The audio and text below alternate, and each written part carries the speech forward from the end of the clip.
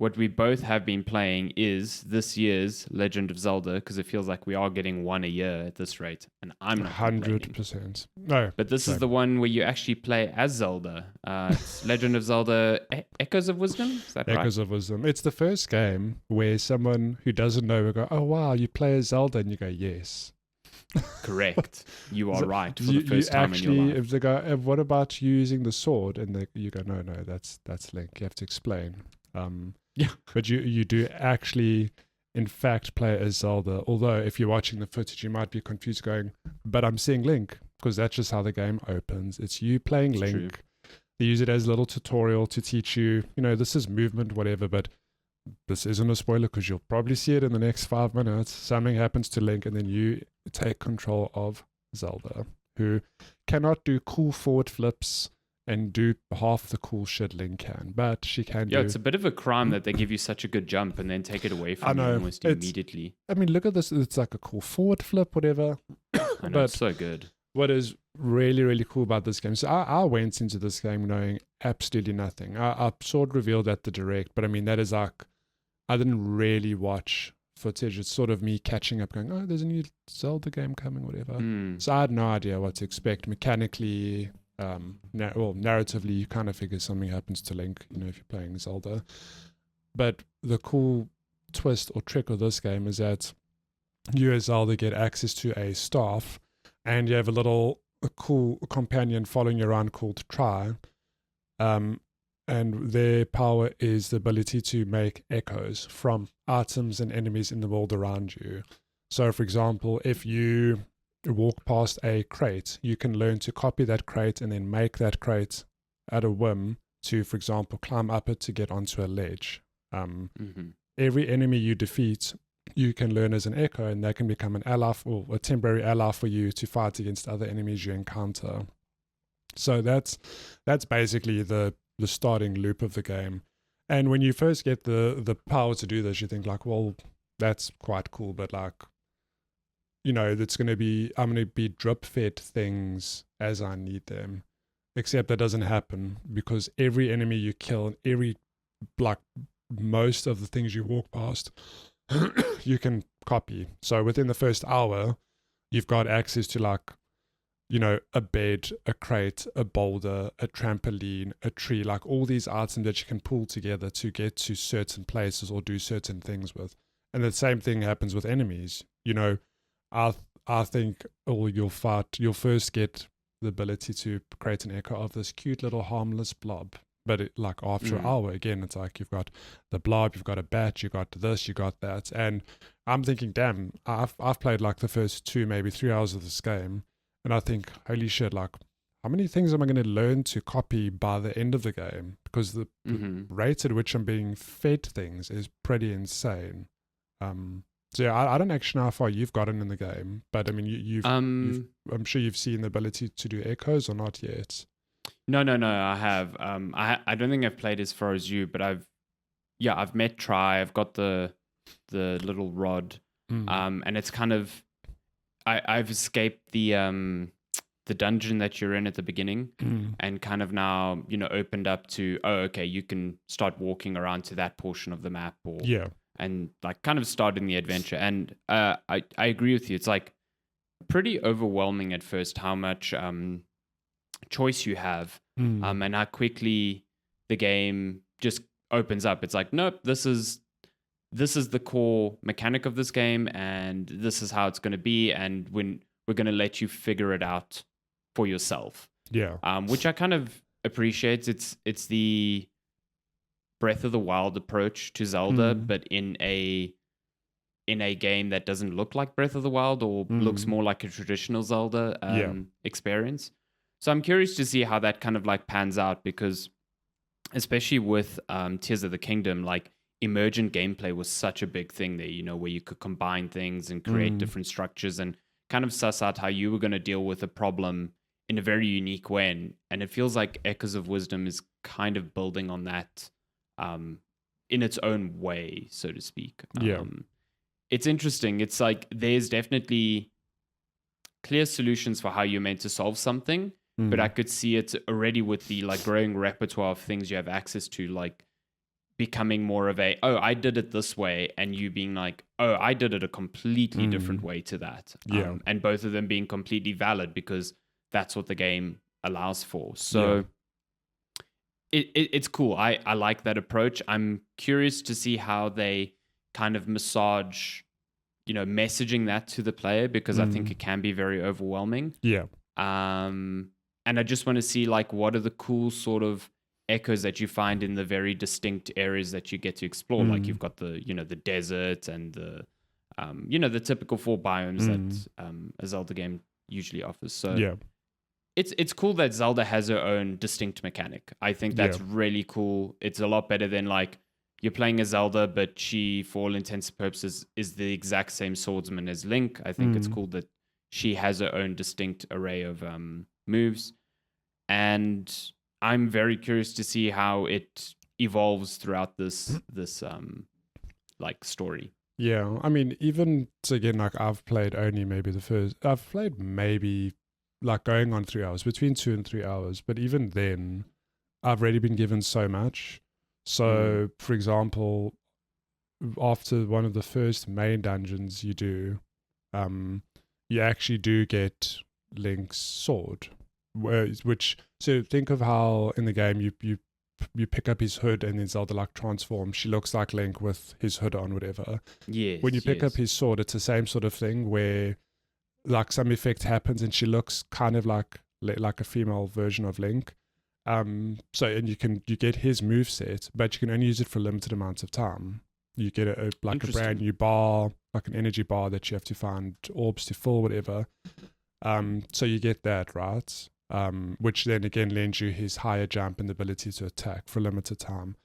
But then prior to that, you get the ability to sort of grab items. Kind of think of, I can't remember what the ability is called in Tears of the Kingdom or Breath of the Wild, but the ability to like pick up an item and move it, whatever. You get like the ultra hand thing. Yeah, so you get a similar move here using Try that you can like grab huge objects. Like if there's a massive boulder in your way, you can actually move it. Cool. Okay. So like just think of those 3 things alone: the ability to create echoes, the ability to mimic Link for a short amount of time, the ability to move huge objects. I mean, those are already 3 very diverse things in the opening hours, and you can combine them already to do a bunch of interesting things. So that's why I do wonder, I think this game is, if I understand correctly, like 15 to 20 hours long. It's just like, damn, how far does this game go if these are the tools I already have at my disposal? Like, how am I going to be expected to use them, and what else am I going to find in this game? I think that's what's cool, is that it's limited by your imagination, and I think just experimentation. Like, oh, I have this idea, I wonder if this works. You try it, it's like, that worked exactly as I expected, or the complete opposite happens, and that's just as cool. Like you said, you pick up a massive boulder, I'm sure you could use that to kill enemies, as opposed to always changing over to this Link echo to fight traditionally. I wonder if eventually you can pick up enemies themselves and just plop them in water or something. I was just going to say, I haven't tried it yet, but I'm pretty sure that you could just yeet an enemy off a cliff if you wanted to. So I want to do that all the time now. It's great. So I don't know if you said you haven't really read up much about the game, but there's been interviews with the development team, and to no surprise, I think this game actually started out as a Zelda maker, sort of like Super Mario Maker. Okay. So they were kind of trying to do that, and I assume they built all these tools for, echoes are essentially things you probably would have placed in your own. Yeah, and they would have had to react with anything you put in there. And eventually it just evolved into, no, this should not be a Zelda maker. This should just be its own game. And eventually starring Zelda. But all the building blocks of a like dungeon maker in the Zelda style, you can see are there. It's kind of neat that they were able to recontextualize it in this way. Yeah. It's really, really cool. I think it's quite novel. I really love how the game looks. It's the Link's Awakening sort of look and engine, and I think it looks great. It's a great like this little diorama feel. it runs really badly on the Switch, though. Yeah, I I found don't know if you've noticed. there are some frame drops, particularly in like the bigger areas. Yeah. Like if you're watching the footage now, it's great because you're in a closed dungeon or prison, whatever, no problem. But yeah, the moment you get to some of the big areas, the Switch is showing its age here. It's weird though, because it's not like, oh, it's a little chuggy here and there. It's like bad. Like it feels really jarring when you move from, like you said, a dungeon that runs completely smoothly to like the sort of open world where it's really stuttering, really struggling. And I remember that in Link's Awakenings a bit, but not to this degree. It's very, very odd. But it's weird as well coming from Nintendo, where like I always remember Nintendo being the company that didn't matter how, quote unquote weak their hardware was compared to the likes of PlayStation or Xbox. The games would have their own distinct style, and they, and first party games would always run super smoothly. Like be optimized to hell and back. And it is weird that, I mean, I can't really criticize him because Tears of the Kingdom and Breath of the Wild are big, open world games with lots of things that can happen at any time. But even those have their moments where it's like, oof, if you create a fire in Tears of the Kingdom or Breath of the Wild and there's gusts and whatever, your frames dip like horrendously. Yes. And it's just weird because, you'd think Nintendo would optimize this kind of game, which is a lot smaller in terms of that sort of scale. You're not in this huge open world. You're just sort of a fixed perspective, whatever. And yeah, I don't know. I've also noticed the performance isn't 100%. And to be clear, it's not game breaking, but it is a bit jarring. It's a bit like, oh, come on. It's jarring as well because like you said, you've just spoken about Breath of the Wild, and it definitely has performance issues, but that game in terms of scope is just so much larger than this. Yeah. So you'd expect that there'd be fewer issues here.